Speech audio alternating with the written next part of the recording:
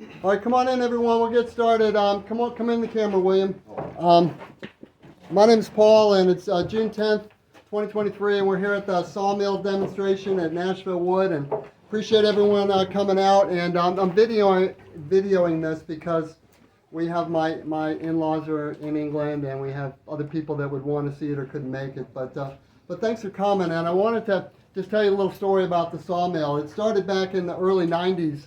I saw a sawmill like this. It was actually a wood miser, and I just thought this was the greatest thing. I've got to have one of these. And of course, I was in a desk job and in a city, and but I got on CompuServe. You remember CompuServe? That was before the internet. The internet sort of took off in 1995. This was like 1992, and 4 maybe. And so I sort of parked that idea in the back of my mind. But then I started my computer company, and I get really bored sitting at the desk. And so I just had to do stuff. So I decided to buy a sawmill, a different sawmill. And then sort of got into that, and we needed a lot of fencing around the property, about a half-mile of fence. So I thought, well, hey, I'll buy the sawmill and build the fence, and that'll be cheaper than buying the wood for the fence and doing all that. So I bought the sawmill, and then I started getting these walnut logs and these cherry logs, and I started cutting them. And I go, well, this is really nice, but of course I was cutting it all wrong, and it was awful. You know, people would come and go, oh man, you butchered that. And but they would, but we started selling it, and then one day I was in my yard, and this guy in a white truck with a big chainsaw on the back, Tom, comes up, and he goes, dude, you're doing it all wrong. This is how you do it, and he sort of got us on the right track, and that was a great asset to have Tom here, and it's just a genius when it comes to wood. And so we would hang around making sawdust together for a couple of years, and then that sort of went along really well. But then I had to take care of my dad. My dad got really sick, and so that took about 7 or 10 years. And so we sort of let the business sort of flatline, and we mothballed it. And then my daughter married William, and he was working at Amazon, and that was really, not very exciting. You're working next to the robot that's going to take your job, and you're supposed to be nice to it, and it's just not going very well. And you sort of, so I said, William, you ought to take over the sawmill business because we're not going to run it, and you like that, you enjoy that kind of thing, and we've been so blessed to have William. Now we have this sawmill here, and I'll sort of turn it so the people in the video can see it, but it took a year for it to get here because we're in the middle of all the supply chain stuff, and we literally were just hounding wood miser. Every week we call them and harass them, where's our sawmill? But it finally came, and then when it came, we had to plug it in, so we had to dig this long trench to the house to put that box behind, is it Micah? Right behind you, to get that, to get enough voltage and wattage or amperage or whatever it is you need to get a sawmill like this to run. It's a 10 horsepower mill, but I wanted an electric one because when Tom and I were running it, you'd have to crank the gas, and then, sometimes it would have trouble starting or you'd flood it. But I like to make a cut, look at everything and sort of check it out, make sure it's cutting straight, make sure we don't need a new blade, make sure the teeth are sharp and they're set right, and it's not digging a hole every, little trench in the board every 2 inches or something. And so, hey, we have more room in here, folks, if you want to come in. And so I like to stop and start and stop and start, just because I like to fuss over it and get it to work right. We're not really a volume operation. We're more like, let's have some fun making a sawdust operation, and we like to cut really unusual logs, like the log's really bent or it has a hole in the middle. We like to do things that are weird and different and artistic. So we're more of an artistic sawmill, and we keep everything by the board. So we keep every log together. So it's called a flitch. When you take a log and you cut it, you end up with a flitch. It's a bunch of boards from the same log, and we like to keep all the boards from the same log together, because if you're building a table, you want it all to match. And so that's sort of the snobby answer to that question. If you go to a usual sawmill, you get a bunch, like say you want to buy a walnut to build a table, you'll get walnuts for from several different trees, and there's no real rhyme or reason. They don't store it by flitch, they store it by MBFs, which is 1,000 board foot pallets, and that's how it's sort of traded on the commodity exchanges. So, so William's going to do a demonstration. You want to say anything? Just getting the views on. I don't know. Yeah. I mean, I think you pretty much covered it. So this is just going to be sweet. Black walnut's the best, I think, but you know, there's a lot of beautiful types of wood.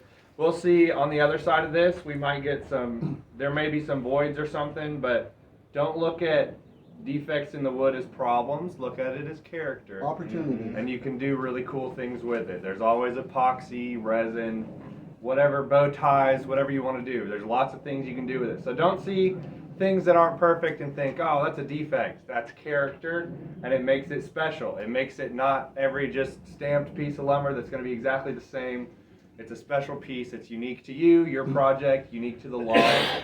So it's always fun to look at it with a bit more of an open mind on what can this become? What is this going to be? A table, a coffee table, bench, bookshelf? You know, what is this going to become? So try to just visualize as we cut, and hopefully we'll get to see some really cool stuff. The other thing is, you don't know what you're going to get until you cut into it. So black walnut's usually pretty sweet, but it could be a pretty plain log, and you never know till you cut in. But it could be amazing. It could look like a piece of garbage. You cut in, and it's amazing. So let's get into it. Let's see what it's going to be. A couple more things I'll say. You know, we started out cutting the wood and making tables and selling tables and stuff to people. We thought that's what people wanted, but what we found is that people want their own creative experience. They want to make a table for their kids or their grandkids, or for themselves, for their wives or their husbands. And they want that experience of being the creator and creating something. And so that really threw me. I was really thrown, you know, that surprised me. I thought people would want a table. Here's your table, you know, what's the problem? But they want to make their own table, and they want to have their own creative experience. And so if you find yourself if those juices are sort of flowing in your heart and mind, that's normal and that's natural. It's good to want to create things. And you might look at that board and say, well, you know, I might think, well, we're going to throw that in the firewood pile, but you might see something there and say, hey, that would be perfect for such and such. And so that's part of what we do here. You know, we serve a great creator, but we're also created in his image to be creators ourselves. And so let your heart go with that, your mind go with that. It's a good thing. Now, one of the things that we noticed in being in Nashville here is that we were getting all this really good wood. I was just trying to build a fence, you know, a half-mile fence, but the cherry and the walnut and the Osage orange and the rainbow poplar. I'm just looking around, you know, all these Bradford pear is an amazing wood. And we started getting all these incredible woods. And then coming into the sawmill, I was like, this is really wild. And then I was at Radnor Lake one day, and I looked, and there's a plaque there. And it talks about the logging industry in Nashville. In the 1890s, they came and clear-cut this whole area. And the wood went all over the world. And the plaque said that in the 1890s, when they clear-cut this Nashville area, that it was known to be the best hardwood in the world, right here in Nashville. And that all made sense to me as I was processing all this. Come on in, guys, if you want to get out of the sun. And as I was processing all this wood for the sawmill, I was just, it was incredible. And we get, what was that, Siberian elm? We got this Siberian elm log that was just absolutely amazing. We would get these poplar logs that had funguses in them that were just, you know, it's called rainbow poplar. We learned about that. And so there's all these different variations of the wood, you know, based on the diseases, if the tree was mineral stained. And so Tom and I became experts at this. Tom mostly was doing the legwork and the you know, cutting the logs. But you never know what you're going to get until you cut into that log. And so you can have an ordinary log there, but then you cut into it and you're like, uh-oh, this is a really amazing log. This is a real gem. Like last week, William got this Osage orange log, and it had zigzags. All the bark and the grain were zigzagged. And we're like, what's that?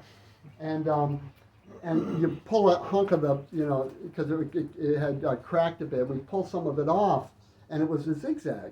And we've never seen anything like that. And so we cut into it, and it's what we call it, curly or quilted. Curly or quilted Osage orange, and that's an anomaly. No one's ever seen that before. So you know, there's a lot of really strange things like that you come across but you never know what. And so it's the Forrest Gump line. You never know what you're going to get. Life's like a box of chocolates. You never know what you're going to get. And so that's what we say, before we cut the log. And so you never know what we're going to get here. So, and also this is a Wood-Mizer sawmill, and we've been very pleased with this mill. It does a lot of things exceptionally well. It's a highly engineered machine. It's strong. It's good.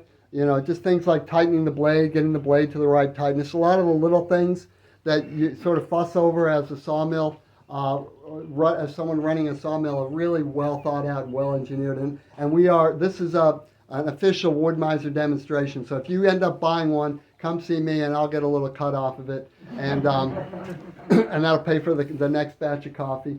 So this is I wanted to say that too. So William, I'll let you take it away, Yeah. and you got to put everyone in the right place. Yes. So the outfeed is on that side, so you probably don't want to stand on that side. I've got a little bucket to catch most of the sawdust, but either you can be on that side. I guess we can. Yeah, we can all come back if you here. Want to be? Yeah, come back here, This everyone. might be a great. Or on behind that the side is red. a pretty good view. We're gonna go there. Goes. If you want earplugs, we have earplugs.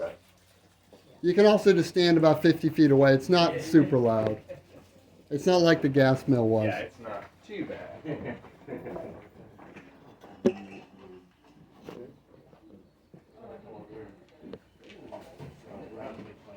No. I like your stand, Paul. Oh, yeah. Yeah, that's Yeah. pretty cool. Look at this. Thanks. Where'd you get the wood? Yeah. Let's go to Lowe's. Come on in, Yeah, Justin. that doesn't look like a Amazon dude. Tear it up. Yeah, so this is not an optimal size. Yeah, man. You still use a hose to wash it off, see what you got? No, we haven't really hooked that up the way we should. We got a pressure washer. Just to hose it off. Yeah, we got some spray bottles though right there, so. I mean, if you want, you may. You won't feel at home. You know I need a garden hose. All right, we're gonna start at This 28. ain't gonna do it. It won't reach. We're gonna start at 28. See how that goes. Okay. I think it's pretty good. All right. All right, y'all ready? Let's do it. Get some water flowing. You just use straight water, Paul, or soap? Yeah, we're using a little soap in there. Dawn. I forgot I think it's that stuff over there. We upgraded to Castile. All right, here we go. Because we You put gotta the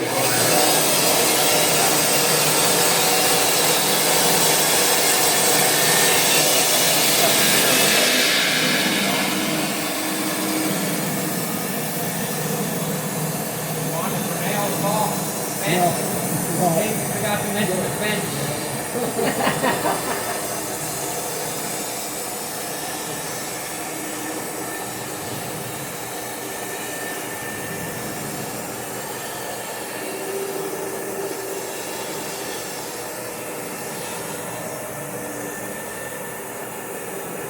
You can actually talk, Paul. Yeah, I know. I like that.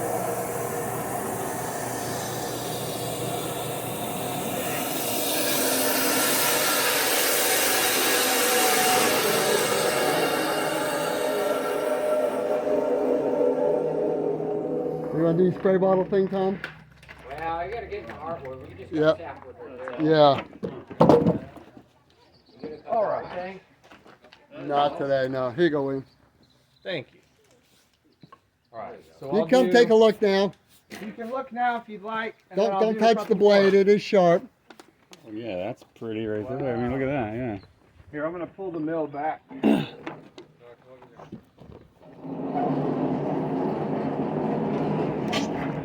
So this is heartwood, which is kind of the meat of the log. I got junk everywhere.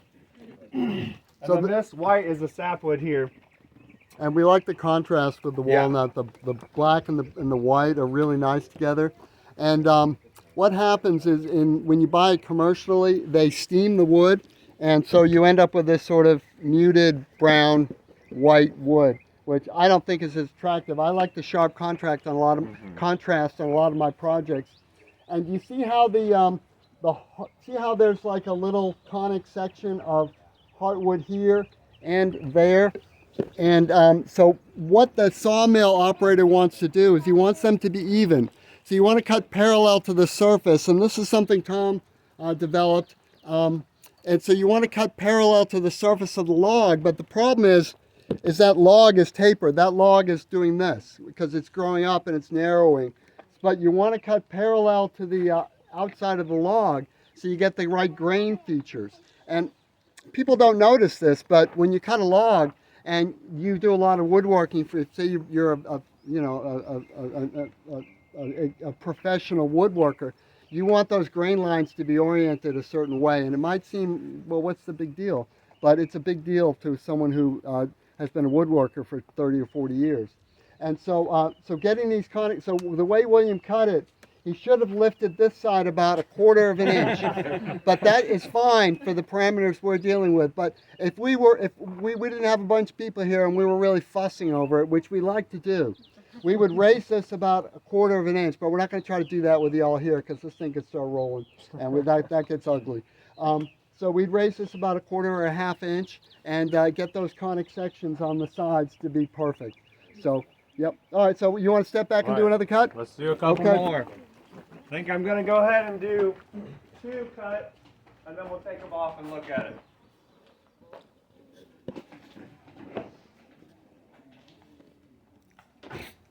Okay, here. Yeah, that's cool.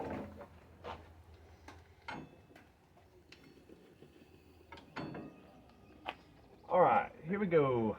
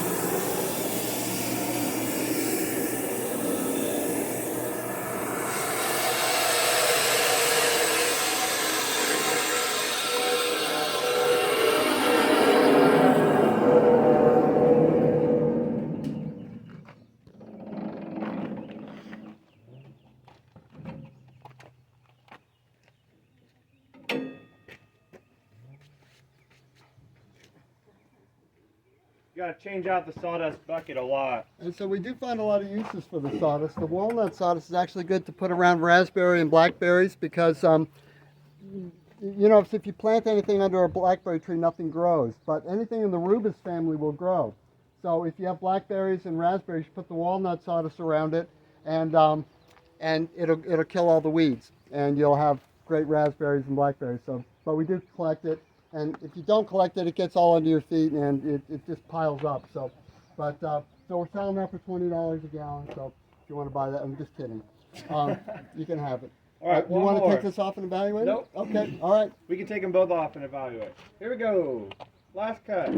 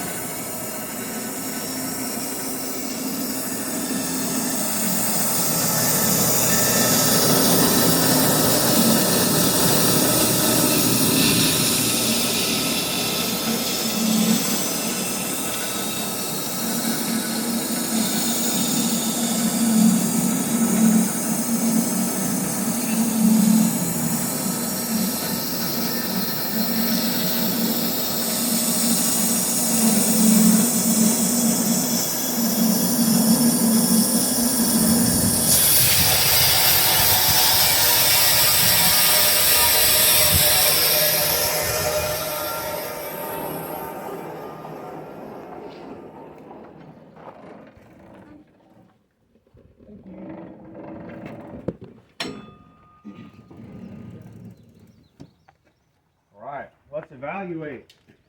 So one thing that this mill did come with, well, it's an option, is a power feed that not manually, it automatically pushes it through, but it was a pain to set up, I'll say that. And when you do it by hand, you can feel, maybe if you're hitting a knot, you can feel it on the blade, and you can kind of slow it down and sort of go at your own pace. Because if it goes too fast, your cut's going to end up real wavy. So we had the power feed and took it off because it's not hard to push. If it's level, it slides back and forth real easy. And you can kind of feel where it's eating hard or where it's going through smooth and adjust your speed accordingly. So, all right, Dad, you want to grab that end? We'll set it right there. Whoa, got it. You good? Yep. Watch that bark. Yeah, that bark might come off. I'm gonna grab it with something. Yeah. Bark and Ready? We're gonna flip it. This way. Oh yeah. Oh yeah. And then let's take this one, slide it down, put it on the end, and we can look at all of them. Where are we gonna put it? On the end of the mill. Yeah. This is weird. Our roles are reversed. Yeah. Normally Dad's telling me where to move stuff. Oh. Alright. Wow. Wow. got the money log. Beautiful. Tom, you want to get on the video, comment a bit on it? No, I'm on practice ball. Okay. Give me a chainsaw with a 6-foot bar, though. I'll show you. Well, feel free to get up there and look. Take a good look, everyone. Come around and take a good look. Touch it, feel it. It will stain your hands if you rub it a lot. You'll end up with brown hands, so that would be a good souvenir to take home.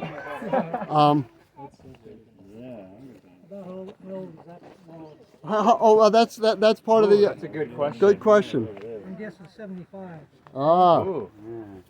Did you count them yesterday, William? No, I did not. I'm thinking that a little bit, maybe a little more, Dale. Yeah. That's so pretty. Yeah. Wow. So what you could do, like with this kind of wood, is you could just build a table. You never know. You know, just put two of them together and you have a dining room table. You know, it's that kind of thing. So. So, Tom, did you have the water bottle? I saw somebody had the water bottle. So we're gonna water pop it. So water popping is pretty much what it sounds like. You just put water on it, and it's gonna bring out all the contrast and color on the grain. So I'm gonna pop this one. It's like doing what? Clear coat. That's right. So it gives you an idea of what it'll look like with a clear coat finish on it. So this spray bottle doesn't work quite right, so got garden hose. Yeah, we got to get the pressure washer over here. So see the color coming out? There you go. So that's what it would look like with a clear coat finish on it. And this actually will get to be a more purple color. You'll see actually the longer we're out here, this where the grain's exposed to the elements, as it dries it turns a bit more purple and kind of gets that deep brown walnut color that you're used to, that brownish purple color. Because when you cut it, it's just a little bit lighter than what it eventually turns into. So. Did you say how long is that one aged since it's been cut? It was cut probably Thursday. Oh, okay. Yeah. Okay, so it's, Yeah, it's a the wrong time of year to be harvesting logs, so they crack right away. So one of the things we did is we put a special paint on the ends of the logs, and that called Arbor Seal, and it's a wax paint. I think it's called Anchor Seal. Anchor Seal, thank you. And so, but you want to cut the lumber. They say the best time to cut lumber, cut timber is between Christmas and New Year's, because it's cold and it dries the slowest. But anytime I think in the colder weather, you want to cut your lumber. So, any other questions? You have a lot of different sources for the lumber, the wood. It's very strange, Justin. You know, a lot of times we don't know where the next log's going to come from, and we can't find any logs. And then, like yesterday, right before the demonstration, we were blessed with a 30-inch walnut log. Thomas, this is the biggest walnut log we've ever had? I thought it was, but Might be. yeah. We've So- had some big ones. So yeah, we've been really blessed to have this 30-inch walnut log come in the day before the demonstration for y'all to see. So, but we get them from, you get logs from the strangest places. And you get people that, you know, they're building an addition on their house and they have to take some trees down, or the tree falls on their house or it falls on their car and off with its head, you know, that's it, you know, it starts dropping walnuts and it's over. You know, when they start dropping walnuts on the new car or something. So you get them in the strangest ways. And there's always a lot of stories around them. There's always a lot of memorabilia around trees. You know, we're very tree-centered people, you know, because when God created man, he put him in the garden, and that word garden actually means orchard. So we were created to be among trees. So we are at ease among the trees, if you will. And so we have this special affinity to trees, and they're how we eat. You know, we eat the fruit from the trees. And so there's this intimate relationship between man and tree that is really interesting to explore. And I've explored it because you know, I get all these trees here. But there's always a lot of stories and a lot of heartfelt emotion around trees. So we get our logs from very different places and extremely varied sources. And like the neighbors throwing away some brush over here, and I noticed the cross section is just extreme.